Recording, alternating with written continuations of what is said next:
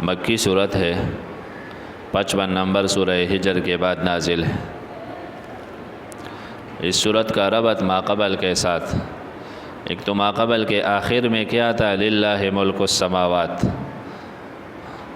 اختیارات اللہ کا ہے، تو اس کے اول میں ہے کہ الحمدللہ، جب اختیارات سب کچھ اسی کے لیے ہے تو حمد بھی اسی کے پڑھو اور ذکر بھی اسی کے نام کا کرو، تو اس کا آخر اور اس کا اول مطابق ہے۔ پہلے صورت کے آخر میں کیا تھا، صادقین کو سچ فائدہ دے گا، تو اس صورت میں بڑا سچ جو توحید ہے اور بڑا جھوٹ جو شرک ہے، تو اس کے وضاحت کا ذکر ہے۔ پہلے صورت کے آخر میں عیسیٰ علیہ السلام کا بیان ذکر ہے کہ میں عالم الغیب نہیں، مجھے کچھ پتہ نہ تھا، تو اس صورت میں نبی علیہ السلام اور دوسرے انبیاء کا بھی ذکر ہے کہ ان کے پاس غیب کا علم نہیں۔ پہلے تفصیلی بیان عیسیٰ علیہ السلام کا ذکر ہوا، تو اس صورت میں تفصیلی بیان شرک کے رد کے لیے وہ ابراہیم علیہ السلام کا ذکر ہے، تو مشرکین مکہ کی تردید ہے۔ پہلے صورت میں شرک کا رد ہوا، تو اب اس صورت میں ادلہ ثلاثہ سے توحید ثابت کرتا ہے، عقلی، نقلی، وحی، تینوں قسم کے ادلہ۔ پہلے توحید کا ذکر ہوا، تو اب اس صورت میں توحید بیان کرنے پر جو مصیبتیں آئیں گے، تو ان 6 قسم کی مصیبتوں کا تکالیف کا ذکر ہے۔ پہلے صورت میں ما احل لغیر اللہ بھی، یعنی غیر اللہ کے نام نظر کا ذکر تھا، تو اب اس صورت میں نذور غیر اللہ کی تفصیلی رد ہے۔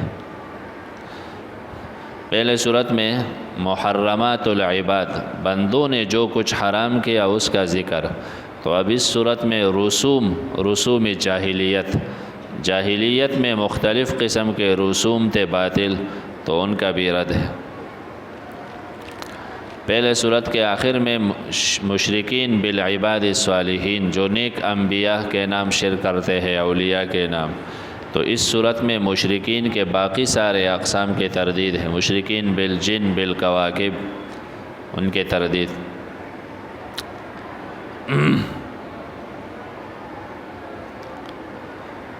پہلے صورت میں دعوت برائے مومنین تھا، یا ایھا الذین آمنوا یا ایھا الذین آمنوا، یہ بار بار ذکر تھا۔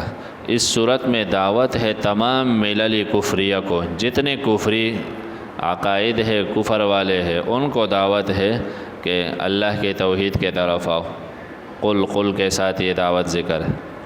یہ تو صورت کا ربط ہوا۔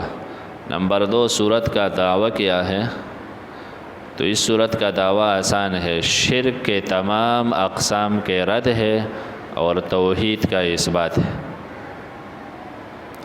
شرک کے جتنے اقسام ہیں اس کی تردید ہے، شرک فی العبادت، فی الدعاء، فی التصرف، فی العلم، اور اس طرح شرک فعلی کے تردید اور توحید کا اثبات ہے۔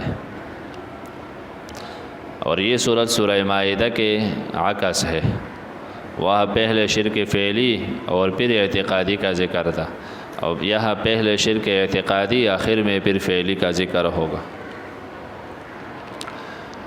شرک کے رد کے لیے اس صورت میں نمبر 1 دلائل عقلیہ کثرت سے ذکر ہے۔ دلائل عقلیہ مختلف انواع کے ہے۔ نمبر 2 زواجر بھی ہے، ڈانٹ بھی ہے، اور دلائل نقلیہ وحیہ بھی ہے۔ ابراہیم علیہ السلام کا خصوصی بحث مناظرہ بھی ہے، اور طرق دعوت بھی ہے کہ توحید کے دعوت اس طریقے پر دو، ایسا دعوت تو اللہ کے بڑائی کا۔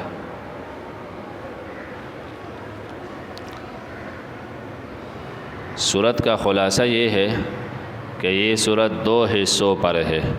پہلا حصہ آیات 118 تک، یعنی 8ویں پارے کے پہلے صفحے میں ہے، فَكُلُوا مِمَّا ذُكِرَ اسْمُ اللَّهِ، یہ پہلا حصہ ہے، اس میں شرک اعتقادی کا ذکر ہے۔ پھر دوسرے حصے میں شرک فعلی، حلال و حرام کا ذکر ہے۔ اب یہ پہلے حصے میں ابواب ہوں گے، یعنی ایک ایک سبق ہوگا۔ یہ پہلا سبق 12 نمبر آیات تک، قل لمن ما فی السماوات والارض تک، اور اس میں عجیب ترتیب ہے۔ شروع میں دعوی توحید ہے الحمدللہ، تو پھر 3 دلائل عقلیہ ہے اس پر، اس دعوی توحید پر۔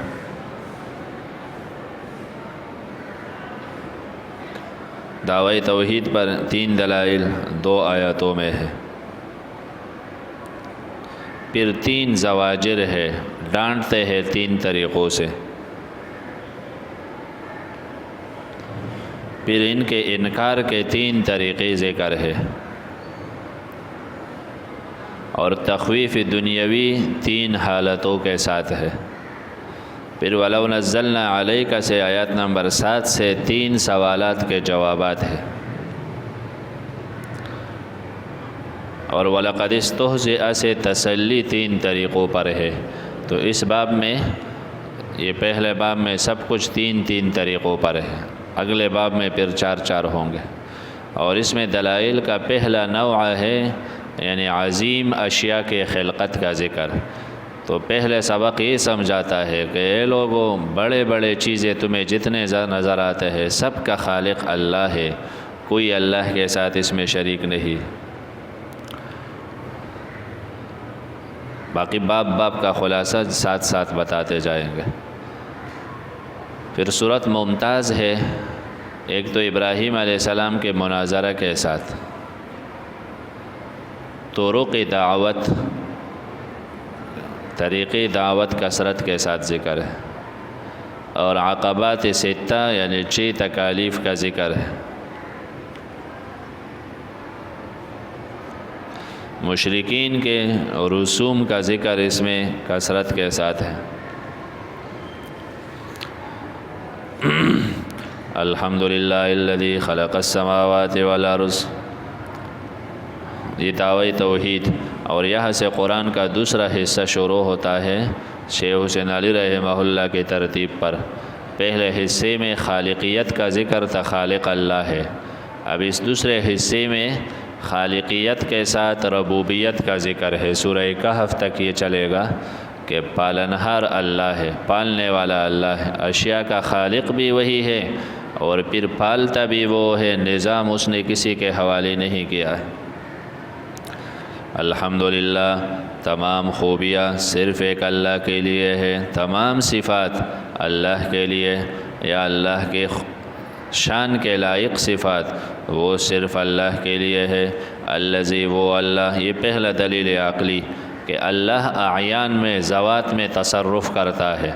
خلق السماوات، جس نے بنایا آسمان و زمین کو، تو آسمان و زمین کا خالق اللہ، تو معبود بھی وہی ہے۔ وجعل الظلمات والنور، اور بنایا اللہ نے اندھیرے اور روشنی۔ تو اندھیرے روشنی یا تو ذوات ہے، رات کے اندھیرے، دن کے روشنی، یا معنوی اندھیرے روشنی ہے کہ ہدایت کے راستے، کفر اور برے راستے، یہ سب اس کے علم میں اس نے بنائے۔ وجعل الظلمات والنور، بنایا اللہ تعالیٰ نے ظلمات اور نور بھی، روشنیاں بھی۔ ثم الذین کفروا بربہم یعدلون، لیکن پھر بھی کافر لوگ اپنے رب کے ساتھ یعدلون، دوسروں کو برابر سمجھتے ہیں، یعدلون دوسروں کو برابر کرتے۔ خالق اللہ ہے، مربی اللہ ہے، ظلمات اور نور کا خالق وہی ہے، کوئی بھی بنانے والا نہیں، لیکن پھر بھی کافر سمجھتے نہیں اور دوسروں کو اللہ کے برابر سمجھتے ہیں۔ یا پھر بھی کافر لوگ اپنے رب سے عادلون، تجاوز کرتے ہیں، پھر بھی اللہ کو چھوڑ کے دوسرے طرف جب یقین ہے کہ یہ نظام اس کا ہے اور اس میں ہر ذرہ اس کے حکم کے تابع ہے، تو پھر آپ دوسروں پر باور اعتماد کیوں کرتے ہو؟ هو الذی خلقکم من طین ثم قضى اجلا، اور دلیل عقلی، اللہ وہ ذات ہے جس نے بنایا تم کو من طین، مٹی سے، ثم پھر قضى، فیصلہ کیا ہے، اجلاً، ایک وقت مقررہ کا۔ 2 اجل ہے، ایک انسان کا ہے اور ایک اس عالم کا ہے۔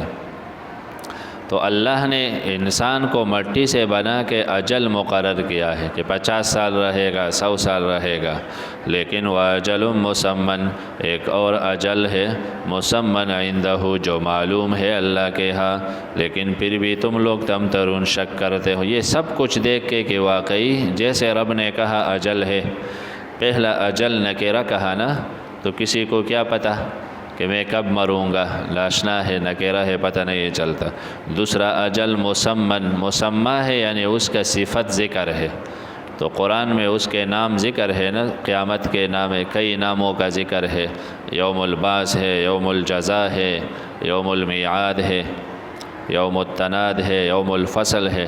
تو اجل ایک اور اجل مسمن کہ ان کے ناموں کا ذکر ہے، اللہ کو معلوم ہے، لیکن پھر بھی تم لوگ تمترون شک کرتے ہو۔ یہ سب کچھ دیکھ کے کہ واقعی ہر انسان اپنے اجل پہ جاتا ہے اور کوئی کچھ نہیں کر سکتا، تو ایسا ہی اس بڑے نظام کا بھی ایک اجل ہے، وقت پورے ہونے پر ہم اس نظام کو سمیٹ لیں گے، پھر بھی تم تمترون شک کرتے ہو۔ ایک معنی یا میرا سے ہے، معنی جھگڑتے ہو، انکار کرتے ہو، بحث مباحثے کرتے ہو۔ وَهُوَ اللَّهُ فِي السَّمَاوَاتِ وَفِي الْأَرْضِ، وَهُوَ اللَّهُ اللہ تعالیٰ، یہ اور دلیل، فی السماوات وفی الارض، اللہ آسمانوں میں بھی ہے، وفی الارض اور زمین میں۔ کیا معنی اللہ آسمانوں میں؟ وہ تو اپنے عرش پر ہے، تو معنی اللہ فی السماوات، اللہ متصرف ہے آسمانوں میں، وفی الارض زمین میں، اوپر بھی اس کا تصرف چلتا ہے، نیچے بھی، کوئی بھی چیز اس کے تصرف، اس کے فیصلے سے باہر نہیں ہے، نہ کسی کو نظام حوالہ ہے، نہ نظام میں کوئی خطہ حوالہ ہے، اللہ ہے تصرف کرنے والا آسمان و زمین میں۔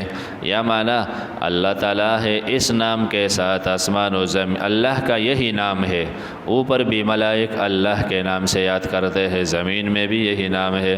یعلم سرکم و جہرکم و یعلم ما تکسبون، جانتا ہے اللہ تمہارے خفیہ حالات، دل میں کیا ہے، توحید ہے تو جانتا ہے، و جہرکم تمہارے ظاہر حالات، تو ظاہر شرک فعلی کرتے ہیں لوگ، اور عقیدے کا شرک سر ہے، خفیہ ہے، تو اللہ ظاہر باطن دونوں شرکوں سے باخبر ہے۔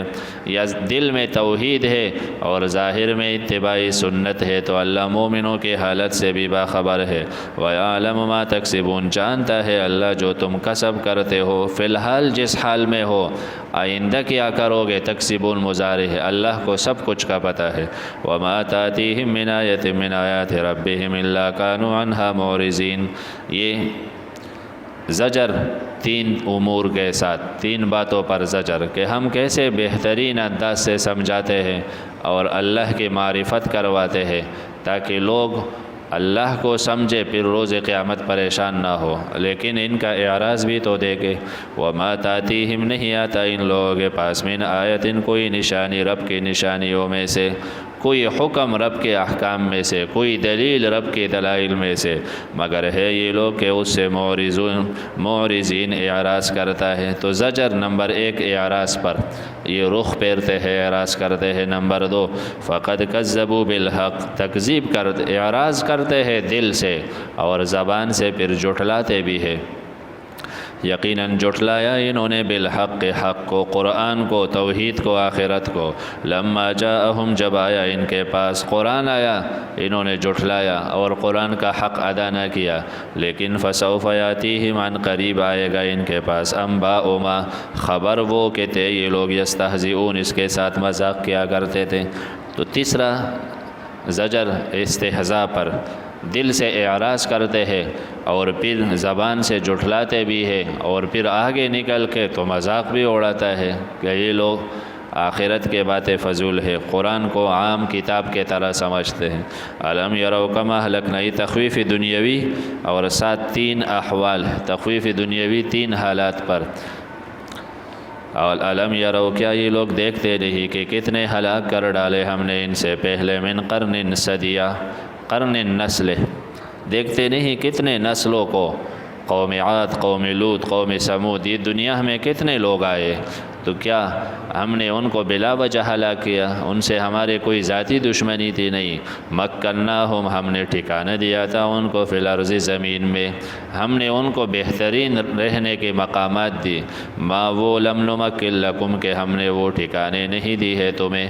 وارسلنا، ہم نے ان کو اتنے طاقتوں سے نوازا کہ وہ بات کے لوگوں کے نہیں ہے، وہ طاقتور لوگ تھے۔ وارسلنا السماء علیہم، ہم نے برسایا ان پر السماء، بارش، سما معنی بارش، ہم نے بارش برسایا ان پر مدرارن، پے در پہ، ان پر نعمتیں کی، بارش برسایا، باغات بنے، سب کچھ دے کے، لیکن ان سے مطالبہ کیا کہ پیغمبر کے مانو، اللہ کی کتاب کے قدر کرو۔ وجعلنا الانہار، اور ہم نے بنائے نہریں جو بہہ رہی تھی من تحتہم، ان کے نیچے، یعنی ان کے محلات اور ان کے درختوں کے نیچے۔ تو یہ سب نعمتیں دے کے ہمارا کوئی دشمنی نہ تھی ان سے، لیکن جب ہم نے انبیاء بھیجے کہ ان کا قدر کرے اور میرے احکامات کو مانے، نہیں مانے وہ، تو کیا ہوا؟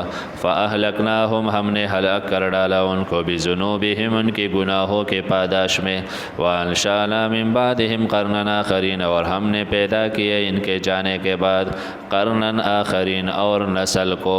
وہ ناکام ہو گئے، نہیں مانے تو تباہ کر کے وہ ختم ہو گئے، ان کے جانے کے بعد اور نسل کو آباد کیا تاکہ یہ حکم کی موافقت کر کے، تابعداری کر کے کامیاب ہو جائے، لیکن وہ بھی ایسے ثابت ہو گئے۔ وَلَوْ نَزَّلْنَا عَلَيْكَ كِتَابًا فِي قِرْطَاسٍ، یہ واضح بیانات سن کے تو مشرکین کافر کیا بولتا ہے کہ قرآن میں شک ہے ہمیں، اگر آپ کوئی ایسا کتاب لے کے آئے کہ ہم صبح اٹھ کے اپنے ہاتھوں سے مس کر کے پتہ چلے ہاں یہ واقعی اوپر کا کتاب ہے، تو پھر مانیں گے۔ تو جواب، وَلَوْ نَزَّلْنَا، اگر ہم اتارے آپ پر کتاباً کتاب، فی قرطاس، صحیفوں میں، اوراق میں، فَلَمَسُوهُ بِأَيْدِيهِمْ، اور یہ مس کرے اسے اپنے ہاتھوں سے بھی، مس کرنے سے پتہ چلے جائے گا نا کہ نظر بندی نہیں ہے، واقعی چیز کی حقیقت ہے۔ لقال الذین کفروا، تو پھر بھی کہیں گے کافر لوگ کہ نہیں ہے یہ مگر یہ کلم کلا سحر ہے، جادو ہے، جیسے عیسیٰ سے کہا کہ یہ مردوں کو زندہ کرتے، جادوگر ہے۔ تو اگر ایسا قرآن دے کے بھی تو پھر بھی کہیں گے کہ نہیں، ہمارے نظروں پر جادو ہے اور اس نے ہمارے سامنے ایسے کتاب لایا۔ جو مانتے ہیں وہ تو دلیل میں غور کر کے مانتے ہیں، جو نہیں مانتے زدی ہے وہ پھر بھی نہیں مانیں گے۔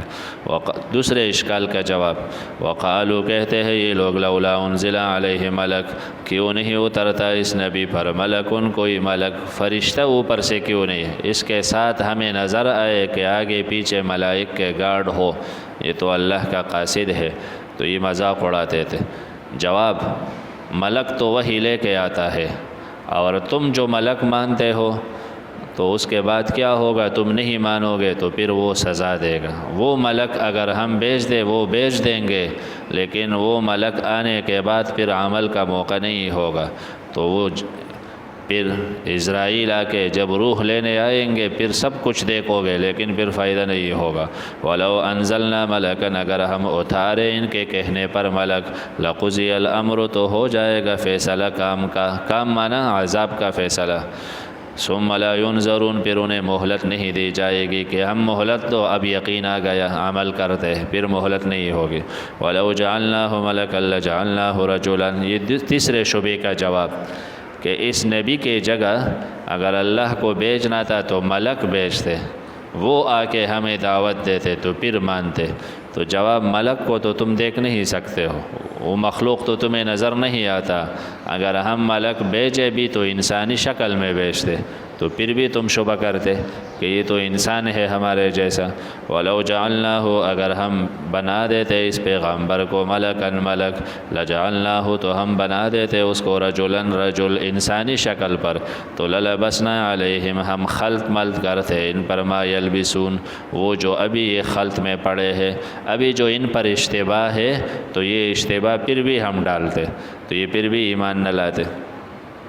تو اب تسلی ہے داعی کو، آپ علیہ السلام کو، کہ ان کے ان سوالات کی وجہ سے کہ یہ کہتے ایسا ہو جاتا اچھا ہوتا، یا آپ ملک ہوتے تو پھر مانتے، ان باتوں کی وجہ سے دل چھوٹا نہ کرے۔ یہ صرف آپ کے ساتھ نہیں ہے، یہ نوح علیہ السلام سے یہ اشکالات اور یہ ترتیب شروع ہے، لیکن ہر نبی نے صبر کی تاآن کہ اللہ کی مدد آپ پہنچے، آپ بھی برداشت کریں۔ وَلَقَدْ 3 طریقوں سے تسلی، وَلَقَدْ اسْتُهْزِئَ یقیناً مذاق اڑایا گیا بِرُسُلٍ بہت سے انبیاء کا، یا عظیم انبیاء کا، من قبل کا آپ کے آنے سے پہلے، فَحَاقَ بِالَّذِينَ سَخِرُوا پس نازل ہوگا، حاق معنی پیوس ہو گیا، ٹچ ہو گیا ان لوگوں پر، سخروا منہم جو مذاق کرتے تھے ان میں سے، کیا ٹچ ہو گیا؟ ما وہ عذاب، کانو کہتے یہ لوگ اس عذاب کے ساتھ، یستہزئون مذاق کیا کرتے، جس عذاب کو مذاق سمجھ رہے تھے آخر وہی عذاب ان پر نازل ہو گیا۔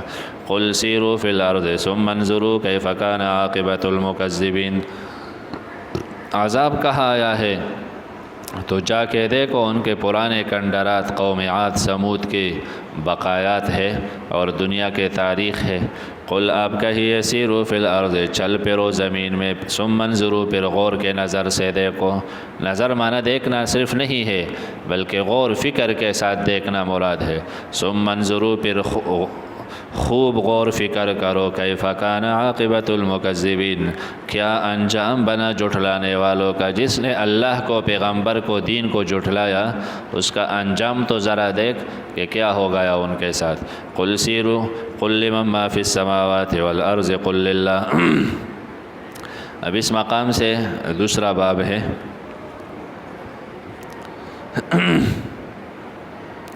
اور یہ باب چلے گا آیات نمبر 37 تک، وما من دابۃ فی الارض تک۔ اس میں دلائل کا دوسرا انداز ہے، پہلے دلائل الگ تھے، اس میں تصرف فی الاعیان تھا کہ ہر چیز کے ذات میں تصرف اللہ ہی کرتا ہے۔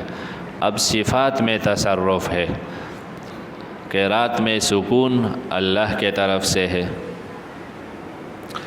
کھانے پینے کے اشیاء اور اس میں تاثیر اللہ کے طرف سے ہے، تو اعیان میں تصرف تھا، اب ذوات میں تصرف ہے، اور اس میں دلائل بھی 4 چلیں گے، اور زواجر کا انداز بھی 4 تخویفات بھی 4 ترتیب سے۔ اب یہ پہلے 2 آیتوں میں دلائل عقلیہ ہے، قل لمن ما فی السماوات وَلَهُ مَا سَكَنَ فِي اللَّيْلِ۔ پھر قل سے طریقہ تعلیم ہے کہ میرے حبیب ان کو میرا توحید ایسا ہی سمجھا دو، قل آپ ایسا کہا کرے، قل آپ کہیے لمن ما فی السماوات والارض، ان مشرکین سے ذرا پوچھئے لمن کس کے کنٹرول میں ہے جو کچھ آسمان و زمین میں ہے۔ کسی بھی مشرک سے کہے جو تم ستاروں کی عبادت کرتے ہو تو زمین سب کچھ ان کے کنٹرول میں ہے، کہے گا نہیں۔ کسی ہندو سے کہے تو کہے گا میں نے تو اپنے ہاتھ سے بنایا۔ کسی قبر پرست سے کہے تو کوئی بھی نہیں کہے گا کہ نظام ہمارے معبود کے حوالے ہے۔ کوئی غیر اللہ کے قانون پر زندگی گزارتا ہے اور بادشاہوں کو سب کچھ سمجھتا ہے، بس یہ خوش ہو، آگے آخرت کے پرواہ نہیں۔ تو ان بادشاہوں نے تمہیں پیدا کیا نہیں، یہ تو خود چند دن کے بادشاہ چلے جائیں گے، تو ان کے لیے آخرت سے انکار، دین سے انکار کرتے ہو۔ قل آپ کہیے لمن ما فی السماوات، کس کے کنٹرول میں ہے جو آسمان و زمین میں ہے۔ یہ خاموش ہے نا، نہیں کہیں گے، تو قل آپ کہیے للہ، ایک اللہ ہی کے کنٹرول میں ہے۔ یہ دلیل عقلی مسکت للخصم ہے کہ مقابل خاموش ہو جائے۔ کتب علی نفسہ الرحمہ، اللہ نے، اچھا جب یہ اتنے بڑے شرک میں مبتلا ہے تو اللہ جلدی سزا کیوں نہیں دیتا؟ تو جواب، اللہ نے اپنے اوپر رحم لازم کیا ہے، تو اس کا رحم ہے کہ بہت موقع دیتا ہے اور پھر بار بار سمجھانے کے لیے لوگ بھیجتے ہیں۔ کتب علی نفسہ الرحمہ، اللہ نے لازم کی ہے اپنے اوپر رحمت، اللہ پر بھی لازم ہوتا ہے، تو اس لزوم سے مراد فضل ہے، فضل یعنی اللہ نے اپنے فضل سے وعدہ کیا ہے کہ میں رحم کروں گا۔ لَيَجْمَعَنَّكُمْ إِلَىٰ يَوْمِ الْقِيَامَةِ، اور وقت آئے گا اللہ ضرور جمع کر دے گا تم کو روز قیامت کے طرف، لا ریب فیہ، اس کے آنے میں کوئی شک نہیں۔ الذین خسروا انفسهم فهم لا یؤمنون، وہ لوگ جنہوں نے نقصان میں ڈالا اپنے آپ کو تو وہ ایمان نہیں لائیں گے۔ تو خسران تو بعد میں ہوتا ہے، عدم ایمان پہلے، ایمان نہیں لائیں گے تو خسارے میں پڑے۔ لیکن یہاں خسران خسارے سے مراد جو عقل سے کام نہیں لیتے، اپنے عقل کو بیکار کر دیا تو وہ ایمان نہیں لائیں گے۔ یہ نشانی ہے کہ جو خسران میں ہے، تاوان میں، ان کی نشانی کیا ہے کہ وہ قرآن و حدیث سے دور ہوں گے۔ دین سے دور ہونا نشانی ہے کہ یہ روز قیامت خسارے والے لوگ ہیں۔ وَلَهُ مَا سَكَنَ فِي اللَّيْلِ وَالنَّهَارِ، اور دلیل عقلی خاص اللہ کے کنٹرول میں ہے جو مخلوق سکن فی اللیل، آرام کرتے ہیں رات کو، والنہار، اور دن کو، مانا وانتشر فی النہار، جو دن کو پھیل جاتے ہیں اور رات کو آرام کرتے ہیں، تو یہ اللہ تعالیٰ کے کنٹرول میں ہے۔ یا سکانہ مانا جو رہتے ہیں، تو پھر عام ہے اللہ کے کنٹرول میں ہے جو رہتے ہیں رات میں اور دن میں۔ تو دن رات میں جتنے مخلوق رہتے ہیں، زمانے بھی اس کے کنٹرول میں، زمانہ جن پر حاوی ہے تو وہ بھی اس کے کنٹرول میں ہے۔ وَهُوَ السَّمِيعُ الْعَلِيمُ، اللہ تعالیٰ سب کچھ سننے والا، جاننے والا ہے۔ اور طریقۂ تعلیم، اور اس میں اس بات توحید ہے۔ قل، آپ کہیے، غیر اللہ یتخذ ولیا، کیا میں اللہ کے سوا بنا ڈالو ولیاً مددگار، کسی اور سے مدد طلب کرو مشکلات میں، جبکہ اللہ آسمان و زمین بنانے والا ہے۔ وہو یطعم، وہ کھلاتا ہے، ولا یطعم، اسے نہیں کھلایا جاتا۔ آپ کہیے، انی امرت ان اکون اول من اسلم، یہ کہے کہ اب اللہ کی عبادت کرو، آپ کو کس نے روکا؟ لیکن یہ کہ ہمارے ساتھ بھی دو، تو جواب دوسروں کے ساتھ نہیں دے سکتا۔ مجھے حکم، انی امرت، میں حکم دیا گیا ہو، ان اکون اول من اسلم، کہ میں ہو جاؤں سب سے پہلے تابعدار، بس اللہ ہی کے تابعدار، اور نہ بنو من المشرکین، مشرکین میں سے۔ اگر وہ گئے، ہمارے ساتھ گئے تو کیا ہوگا؟ تو جواب، انی اخاف، میں ڈرتا ہوں، ان عصیت ربی، اگر میں نافرمانی کرو اپنے رب کا، نافرمانی کرو تمہارے ساتھ ہو جاؤ، کفر میں شامل ہو جاؤ، یا یہ کہ تم مجھے کہتے ہو بس اپنا عبادت کرو، ہمیں کیوں چھیڑتے ہو کہ یہ برا ہے، یہ شرک ہے، یہ کفر ہے، تو ہمارے لوگوں کو کیوں ہم سے کاٹتے ہو، تم اللہ کی عبادت کرو۔ تو جواب، عصیت ربی، میں ڈرتا ہوں کہ اللہ کے نافرمانی کا، اور نافرمانی کیا، حق چھپا دو، مجھے حکم ہے بولو، لوگوں کو سمجھاؤ، تو اگر میں نہ بولو، خاموش ہو جاؤ، تو مجھے ڈر ہے مجھے عذاب عظیم ملے گا۔ من یصرف عنہ یومئذ، من وہ بندہ، یصرف عنہ، کہ ہٹایا گیا اس سے یہ عذاب، جس سے عذاب دور رکھا گیا، یومئذ، اس دن، فقد رحم، یقیناً اس پر رحم ہو گیا، بس وہ تو جنت چلا جائے گا۔ اور یہ عظیم واضح کامیابی ہے۔ وَإِن يَمْسَسْكَ اللَّهُ بِضُرٍّ فَلَا كَاشِفَ لَهُ إِلَّا هُوَ، یہ اور دلائل عقلیہ 17-18 دونوں میں دلائل ہے۔ وَإِن يَمْسَسْكَ اللَّهُ، اگر اللہ تعالیٰ پہنچا دے تمہیں معمولی تکلیف، تو نہیں ہے، ضر نکرہ ہے نا، معمولی تکلیف بھی اللہ پہنچا دے، ٹینشن ہے، کوئی بھی پریشانی ہے، تو فلا کاشف لہ الا ہو، نہیں ہے اسے ہٹانے والا مگر اللہ ہی ہے۔ آپ کو درد ہے، غم ہے، دکھ ہے، مالی بدنی جس قسم کی پریشانی ہے، تو لا، یا جس ہستی نے، تو وہ ہٹا سکتا ہے۔ وَإِن يَمْسَسْكَ بِخَيْرٍ، اگر اللہ پہنچانا چاہے آپ کو خیر، تو اللہ ہر چیز پر قادر ہے، پھر کوئی رکاوٹ بھی نہیں بن سکتا۔ تو آپ کا مشکل اور آپ کا خیر سب کچھ اس کے کنٹرول میں ہے، اس کو چھوڑ کر دوسرے سے طلب کرنا عبث ہے، اس میں فائدہ ہی نہیں۔ وَهُوَ الْقَاهِرُ فَوْقَ، آگے صورت میں ہے یونس میں وَإِن يُرِدْكَ، تو ارادہ کے بعد مس ہوتا ہے نا، ارادہ کرے تو پھر پہنچا دے، وہاں پہلی حالت ہے، یہاں دوسرے۔ وَهُوَ، اللہ تعالیٰ، الْقَاهِرُ فَوْقَ عِبَادِهِ، وہ غالب ہے، اوپر ہے اپنے بندوں کے، اپنے بندوں سے اوپر، وہ اپنے عرش پر مستوی ہے اور اوپر ہے، سلطنت اس کا ہے، قدرت اسی کا ہے۔ وَهُوَ الْحَكِيمُ الْخَبِيرُ، اللہ حکمت والا ہے، کسی کو خیر کسی کو شر، یمسس کا بخیر یمسس کا بضر، تو جس کو جس حال میں رکھ کے حکیم ہے، اس کے حکمتیں ہے، بس آپ اس پر راضی ہو۔ اور آپ یہ کہے پتہ نہیں، بعض جاہل کبھی زبان سے نکال لیتا ہے نا، پتہ نہیں اللہ سے بھول گیا ہو میں کیا ہو گیا، تو نہیں، خبیر ہے، سب کچھ اس کو پتہ ہے کہ تم کس حال میں ہو۔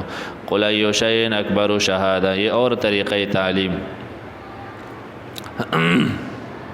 اور اس میں اشارہ ہے کہ توحید کا عقیدہ دل میں مضبوط کرنے کے لیے تمسک بکتاب اللہ ضروری ہے۔ اللہ کی کتاب قرآن کو مضبوطی سے تامو گے تو عقیدہ مضبوط رہے گا، ورنہ توحید اس کے سوا دوسرے راستے سے پھر نہیں آ سکتا۔ تو قل اللہ وأوحی الی ھذا القرآن، مجھے قرآن کی وحی ہوئی اور اسی کے ذریعے میں تمہیں ڈراتا ہوں کہ یہ قرآن ہی ذریعہ ہے توحید کو مضبوطی سے تامنے کا۔ قرآن سے دور جائے تو پھر عقیدہ توحید میں گڑبڑ پیدا ہوتا ہے۔ قل آپ کہیے ای شیء، کون سی چیز ہے اکبر و شہادہ، سب سے بڑھ کر گواہی دینے والی۔ اچھا، آپ لوگوں کو کس چیز کی گواہی چاہیے؟ آپ مجھے کب مانو گے؟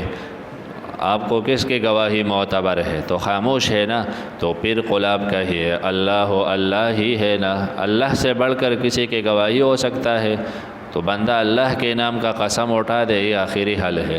تو اللہ ہے نا سب سے بڑھ کر گواہ، شہید بینی و بینکم، اللہ گواہ ہے میرے اور تمہارے درمیان۔ اللہ بیان دے، میں اللہ کو گواہ بنا کے پیش کرتا ہوں، اور اللہ نے کتاب اتارا، اللہ نے کتاب میں میرے نبوت کی گواہی دی ہے۔ وَأُوحِيَ إِلَيَّ هَذَا الْقُرْآنِ، مجھے وحی آئی ہے اس قرآن کے لیے، انذرکم بہ ومن بلغ، تاکہ میں ڈرا دو تم لوگوں کو اس قرآن کے ذریعے، ومن بلغ، اور جہاں جہاں بات پہنچ جائے، جس تک بات پہنچے بس ان کو ڈرا دیتا ہوں۔ تو اس سے پتہ چلا کہ آپ علیہ السلام کی نبوت قیامت تک ہے۔ لِأُنذِرَكُمْ، تمہیں ڈرا دو، اور تمہارے بعد جس کو بات پہنچے میں ان سب کے لیے نبی ہوں، سب کو ڈراتا ہوں۔ اِنَّكُمْ لَتَشْهَدُونَ، یہ ایک وقت دیوبند میں بڑا مناظرہ اس پر بھی آیا تھا کہ جن لوگوں تک بات نہ پہنچے اور وہ بالکل دیہات میں کسی چیز سے بے خبر ہو کے ان کو کسی نے اپنے زبان میں نہیں سمجھایا کہ اللہ ہے، پیغمبر ہے، تو ان کے لیے سزا ہوگی نہیں، کس نوعیت کی ہوگی۔ تو یہ ایک مسئلہ تھا۔ عبید اللہ سندھی رحمہ اللہ کہہ رہے تھے کہ نہیں، ان کو جب تک زبان میں نہ سمجھائے تو سزا کے حقدار نہیں، ناخبر ہے۔ وما كنا معذبین حتی نبعث رسولا۔ دوسرے علماء کہتے نہیں، عقل بھی ایک خبر دینے والا ہے اور وہ معلوم کریں گے۔ تو خیر اس پر مناظرہ ہوا، سندھی رحمہ اللہ بیٹھے، ایک طرف شان ورشا کشمیری رحمہ اللہ بیٹھے۔ تو سندھی صاحب نے ایک آیت یہ پیش کی، میں تمہیں ڈراتا ہوں ومن بلغ، اور جس کو بات پہنچائے میں ان کو ڈراتا ہوں، تو جن تک نہیں پہنچے تو ان کے لیے انذار نہیں۔ اس وقت شیخ الہند رحمہ اللہ سے کلاس میں پوچھا گیا تو اس نے کہا سزا کے نوعیت میں تو فرق ہے، جو سزا ظاہر ہے ابو جہل کے لیے ہے اتنے واضح دلائل کے بعد، وہ دوسرے کافروں کے لیے نہیں، جو باخبر کافروں کے لیے ہے وہ بے خبر کے لیے نہیں۔ تو ظلم تو اللہ کے ہاں نہیں، جتنا ظلم ہے اس حیثیت سے سزا ہو۔ تو اس پر کشمیری رحمہ اللہ ان کو غصہ ہو گئے کہ پھر سب کے جگہ آپ جاؤ گے، مانا سب کو نہیں پہنچے تو ان پر عذاب نہیں، تو پھر آپ سب کو پہنچا دیں۔ تو خیر یہ تو ان کی ویسی بات تھی۔ معاملہ اور تھا، پیچھے انگریز کے طرف سے دباؤ تھا کہ سندھی رحمہ اللہ کو ہندوستان میں نہیں چھوڑنا ہے، یہ انگریزوں کے خلاف کالجوں میں تحریک چلاتے تھے۔ تو یہ بہانہ بنا، ان کو پھر نکالا گیا۔ اس نے کہا مجھے چلو مدرسے سے نکالو دیوبند سے، لیکن ہندوستان میں چھوڑ دو، یہ میرا مادری علمی ہے، تو ویسے میں اس مدرسے کو دیکھتا ہوں تو خوش ہوتا ہوں، لیکن انہوں نے وہاں بھی نہیں چھوڑا، وہ پھر حرم گئے، مکہ میں تھے۔ بعد میں کشمیری رحمہ اللہ نے معذرت نامہ بھیجا، کہا مجھے پتہ نہیں تھا، مجھے بعد میں پتہ چلا کہ یہ مسئلہ تو ایک ویسے مسئلہ تھا، اتنا نہیں تھا، اور یہ تو تحقیق کی ضرورت، مسئلہ تو تحقیق کا تھا، مناظرہ بنا کے اور کسی کو نکالنا تو یہ کوئی اور گیم تھا، میں غلطی سے شکار ہو گیا، مجھے پتہ نہیں چلا۔ ان لِأُنذِرَكُمْ بِهِ، تو دشمنان دین تو ہے نا، ان کے تو مختلف منصوبے، انہیں پتہ چل جاتا ہے کہ ایک عالم دین کا کام کرتا ہے یا انگریز کے تسلط کو، غیر کے تسلط کو ختم کرنے کے لیے راہ ہموار کرتا ہے، تو وہ تو نہیں چھوڑتے۔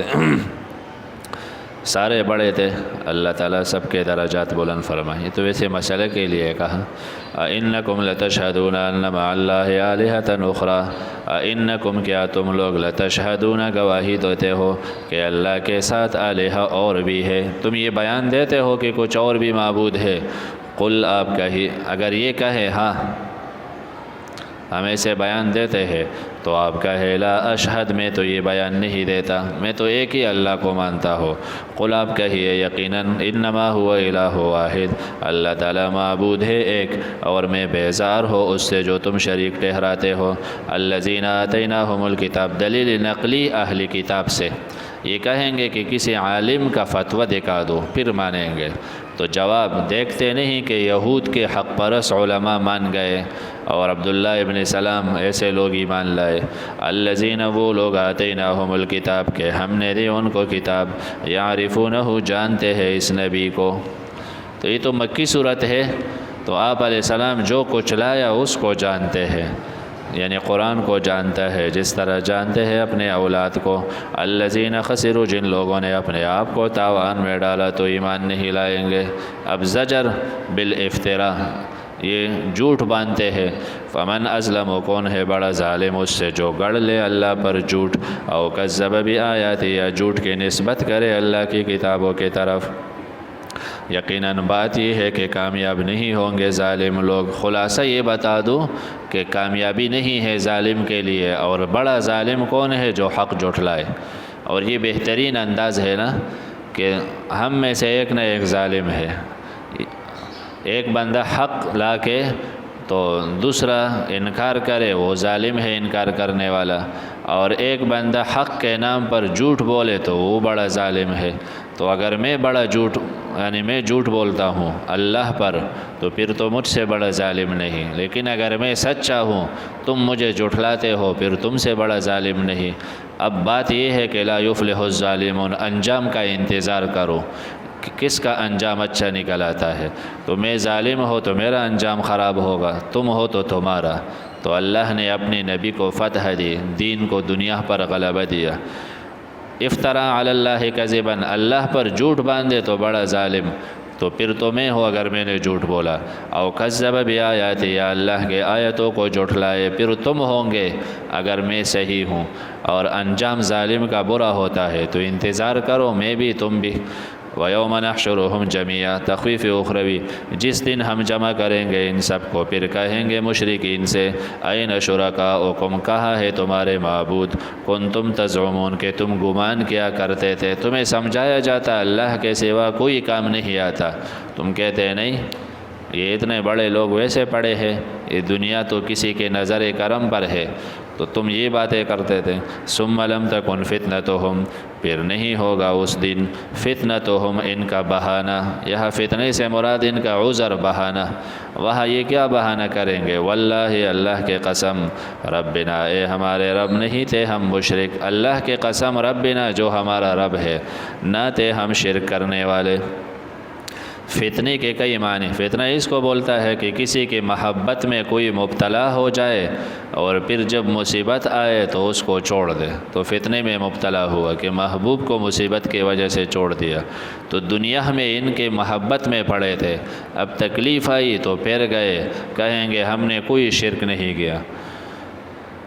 اچھا شرک نہیں کیا تو کیسے جھوٹ بولتے ہیں؟ انظر، دیکھ لیجئے، کیف کذبوا علی انفسہم، کیسے جھوٹ بولتے ہیں اپنے اوپر۔ وضل عنہم، گم ہو جائے گا ان سے ما کانوا یفترون، جو یہ لوگ گڑھتے تھے۔ دنیا میں قصے کہانیاں گڑھتے ہیں نا، فلاں نے 12 سال کے پرانے کشتی کو واپس نکالا، پتہ نہیں نشنا قصے ہیں، تو اس دن یہ سارے قصے ان سے غائب ہو جائیں گے، کچھ بھی نہیں کہہ سکے گا، غائب ہو جائے گا ان سے جو یہ لوگ جھوٹ کی کہانیاں گڑھتے تھے۔ یہ ہے انکار کریں گے کہ ہم مشرک نہ تھے، اور دوسرے آیتوں میں ہے اقرار کریں گے اپنے جرم کا۔ تو ایک تو یہ ابن عباس رضی اللہ عنہما فرماتے انکار پہلے کریں گے جب ان کے اعضاء گواہی دیں گے کہ ہاں ہم نے یہ جرم کیا ہے، تو پھر اقرار کریں گے۔ تو انکار ایک صورت میں ہے، اقرار دوسرے صورتوں میں۔ اور یا کہتے ہیں واللہ ربنا ما کن، ہم مشرک نہ تھے، تو مشرک تو اپنے آپ کو مشرک نہیں کہتا، وہ تو یہی سمجھتا ہے میں اولیاء کے قدر کرتا ہوں، ثواب کا کام کرتا ہوں۔ وَمِنْهُمْ مَنْ يَسْتَمِعُ إِلَيْكَ یا تفریح کرو 10 منٹ۔